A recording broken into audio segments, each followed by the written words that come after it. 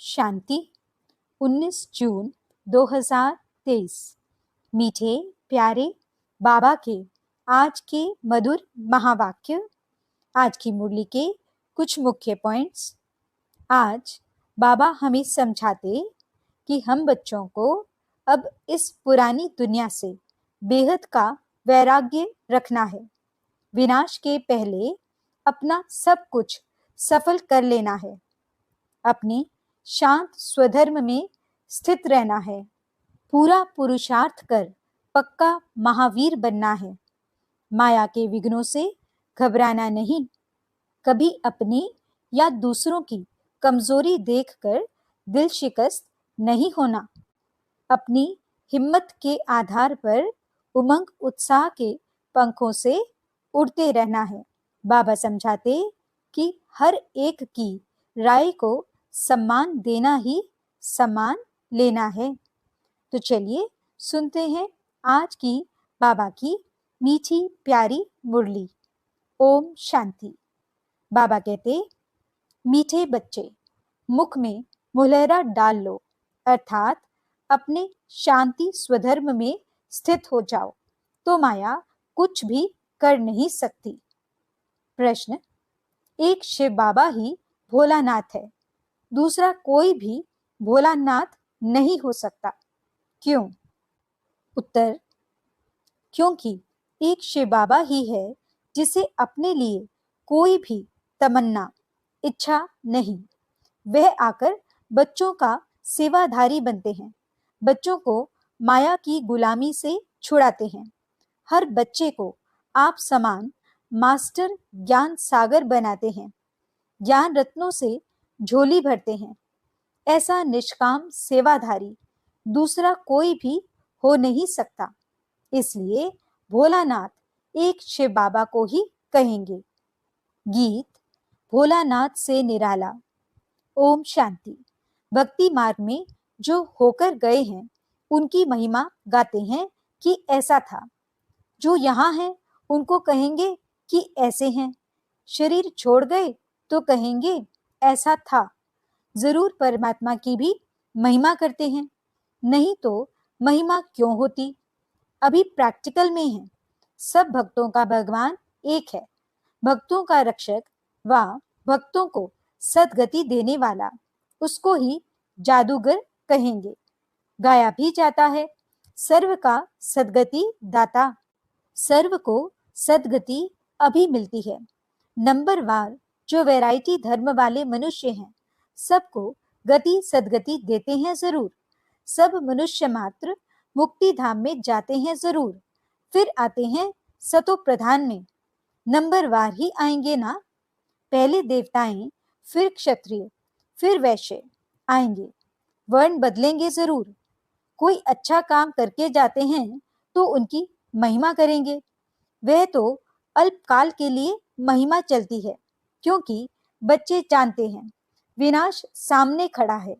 सबसे जास्ती महिमा उनकी होती है जो पहले पहले आते हैं। भक्ति मार्ग में पहले पहले शिव बाबा की ही पूजा शुरू होती है, अभी होकर जाते हैं। इनका गायन पूजन फिर भक्ति मार्ग में होता है। सतयुग में तो भक्ति होती नहीं। उन्हों को यह भी पता नहीं होता कि पहले क्या था, अथवा सतयुग के बाद त्रेता होगा। इसमें बुद्धि से काम लेना होता है।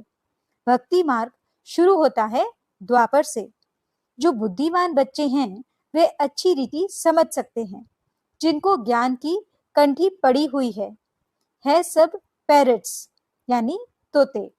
कोई को अच्छी कंठी रहती है, कोई तो कुछ भी समझते नहीं हैं, कबूतर हैं। तोते को सिखलाया जाता है, वे रिपीट करते हैं। कबूतर सीख नहीं सकते हैं। अमरनाथ में कबूतर दिखाते हैं, कबूतर सिर्फ पैगाम पहुंचाते हैं। तोते जो सुना वह रिपीट करते हैं। कबूतर सिर्फ पैगाम पहुंचाते हैं। तोते जो सुना वह रिपीट करते हैं। कबूतर रिपीट नहीं कर सकते। यहाँ भी ऐसे हैं जो सुनकर रिपीट नहीं कर सकते, उनको कबूतर कहेंगे। इस समय अनुसार ह्यूमन तोते भी हैं और ह्यूमन कबूतर भी हैं। इस समय के जो भी मनुष्य हैं, जो कुछ बोलते हैं वह कोई काम का नहीं। बाप है रूप बसंत। बाबा ने समझाया है इनका कोई बड़ा रूप नहीं है। कोई पूछे शिव बाबा का रूप क्या है तो समझाना चाहिए शिव बाबा का रूप ऐसे है जैसे आत्मा का है। जैसा बाप वैसे बच्चे। आत्मा कोई छोटी बड़ी नहीं होती है, न बाप कोई बड़ा है। वह है परम पिता, परम आत्मा। वही हमको समझाते हैं। उनका नाम ही है भोलानाथ। वह बहुत भोलानाथ है।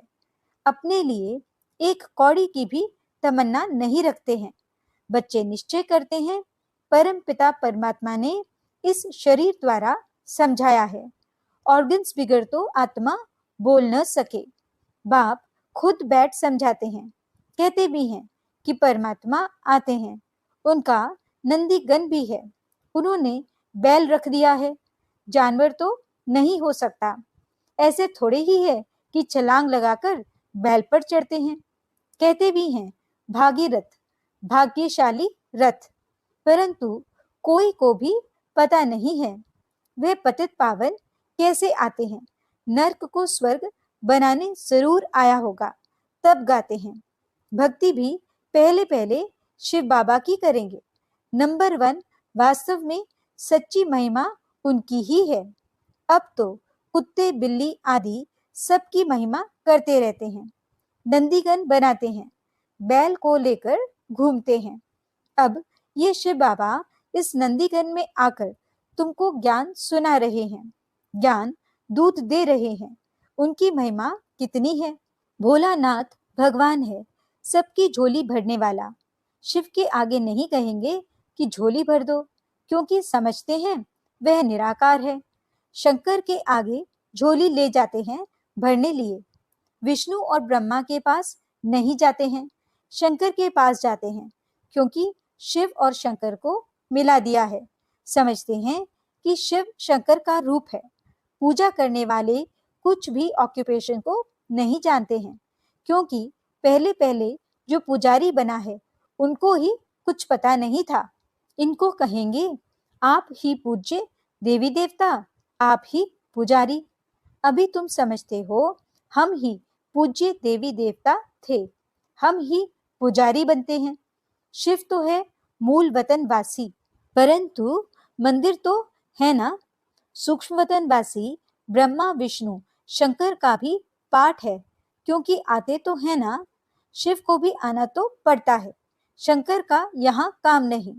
त्रिमूर्ति मार्ग भी नाम रखते हैं, त्रिमूर्ति का स्टैंप भी बनाते हैं। उसमें फिर शेर दिखाते हैं, नीचे लिखा है सत्यमेव जयते। ऐसे ठीक है, सिर्फ शिव का नाम निशान नहीं रखा है। सत्यमेव जयते जानवर के नीचे नहीं लिखा जाता है। सत्य तो एक बाप ही है, जो सच्ची कथा सुनाकर हमको विजयी बनाते हैं। सब बातें अच्छी रीति समझाते हैं। तुम मास्टर नॉलेजफुल बनते जाते हो। जब से नॉलेज सुनना शुरू किया है, इनकी सब मुरलियां रखें तो सारा मकान ही भर जाए। कितने कागज खलास करते होंगे और फिर खलास करते रहेंगे। मुरली बच्चों के पास जरूर जाएगी, बहुत कॉपियां निकलेंगी। झाड़ वृद्धि को पाता रहता है। बच्चे जानते हैं माया के तूफान तो बहुत आते हैं। मुहलरा मुख में पड़ा हुआ हो तो माया कुछ नहीं कर सकती है। बाबा को याद करना बहुत सहज है। हम आत्मा हैं। आत्मा कहती है मेरा स्वधर्म है शांत। हम सब परदेशी हैं, इस माया के देश में आते हैं। एक गीत है ना, ओ दूर देश के रहने वाले। सब आत्माएं दूर देश की रहने वाली हैं। तुम अब जान गए हो, बरोबर हम परदेश में हैं, बहुत दूर देश से आते हैं, जिसको निराकारी दुनिया कहा जाता है। दुनिया में तो बहुत होंगे ना। तुम जानते हो हम सब परदेशी हैं। भक्ति मार्ग में भक्त भगवान को याद करते हैं। भक्त चाहते हैं कि भगवान आए, तो आकर क्या करे। तुम बच्चों को पता है कि बाबा परम धाम से आते हैं। कहते हैं मुझे कलयुगी पतित दुनिया से स्वर्ग पावन दुनिया बनाना है। तुमको कोई मनुष्य नहीं पढ़ाते हैं। मनुष्य न अपनी सदगति कर सकते हैं, न औरों को दे सकते हैं। अब नाटक पूरा होता है। अंत में सब एक्टर्स को हाजिर होना है।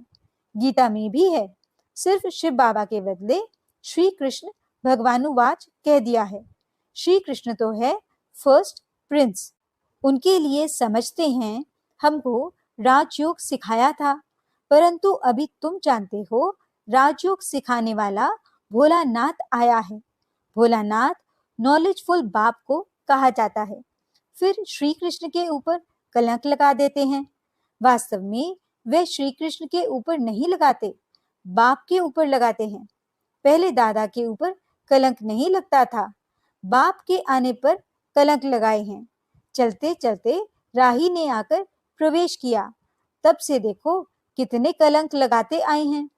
यह रास लीला आदि सब खेल उनके हैं, वही बच्चों को बहलाते हैं।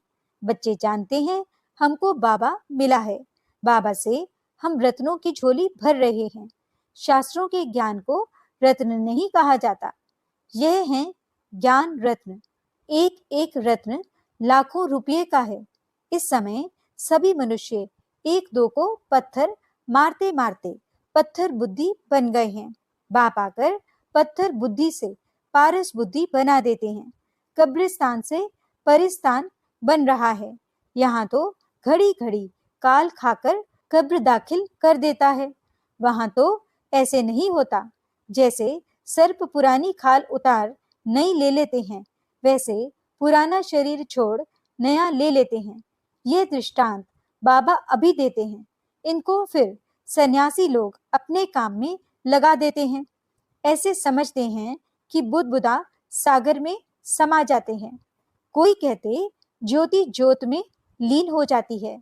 अनेक मत हैं, अब तुमको मिलती है एक मत, उस पर चलना पड़े। बाबा कहते हैं तुम जन्म जन्मांतर मुझे पुकारते हो, मैं एक ही बार आता हूँ। तुमने बहुत पुकारा, मैं गुलाम तेरा। बाप आकर गुलाम पने से छुड़ाते हैं।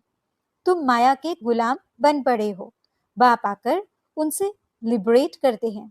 तुम जानते हो हमने बहुत भक्ति की है, अब भक्ति का फल देने बाप आए हैं। अब भक्ति का पाठ पूरा हुआ। ज्ञान भक्ति फिर है वैराग्य। वैराग्य भी दो प्रकार का है। वह सन्यासियों का वैराग्य है, घर बार छोड़ने का। ये तुम्हारा है सारी पुरानी दुनिया से वैराग्य। ये तो तुम बच्चे जानते हो, ये सब भस्म हो जाने हैं, कुछ भी नहीं रहेगा। किनकी दबी रहेगी धूल में। फिर ऐसे समय चोर आदि भी आकर लूटते हैं। जैसे एरोप्लेन गिरते हैं, आग लगती है तो चोर अंदर घुस जाते हैं, आसपास वाले भी लूट लेते हैं। टाइम तो मिलता है जब तक पुलिस आए। यह विनाश तो होना ही है। कितनी बड़ी सृष्टि है।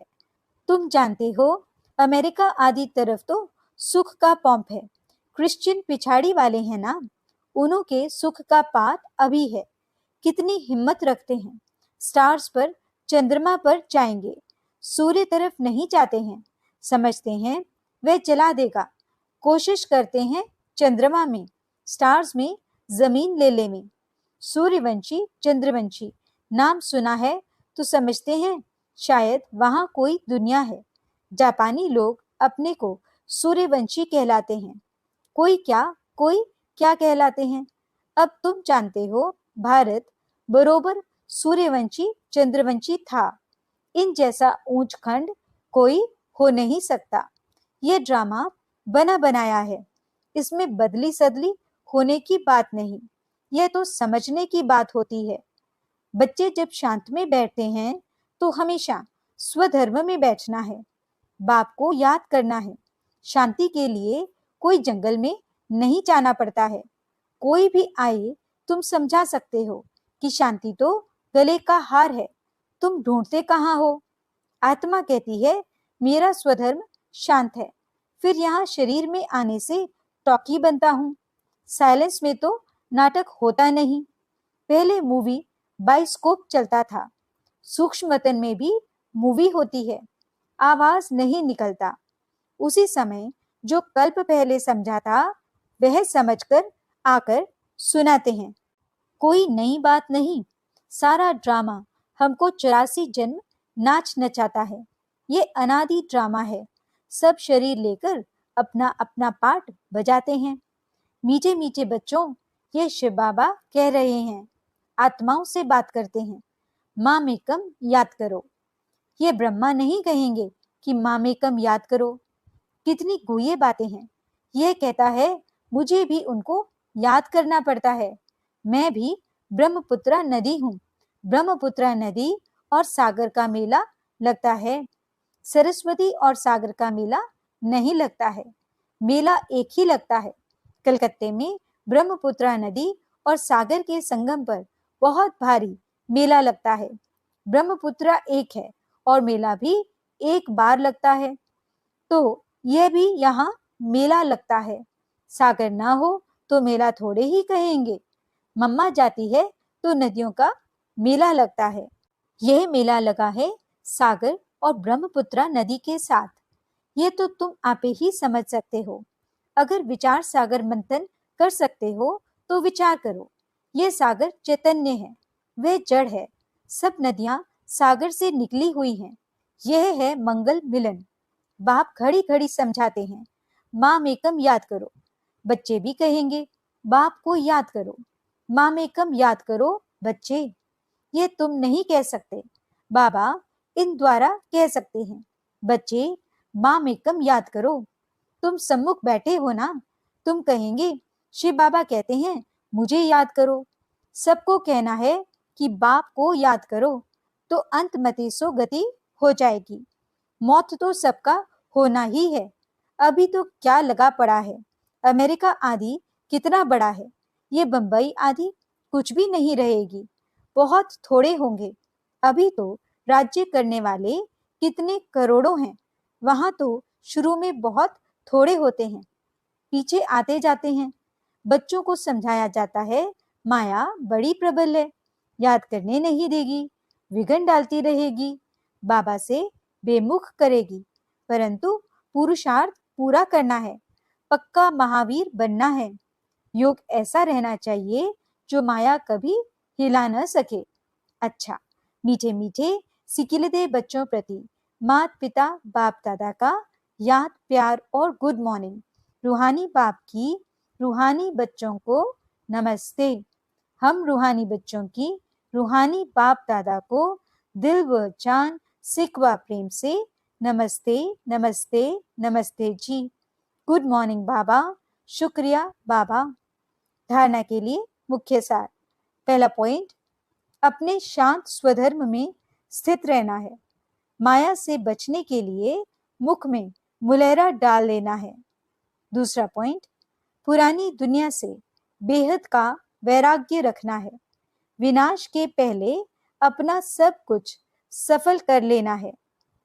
वरदान, अपनी हिम्मत के आधार पर उमंग उत्साह के पंखों से उड़ने वाले श्रेष्ठ तकदीरवान भव।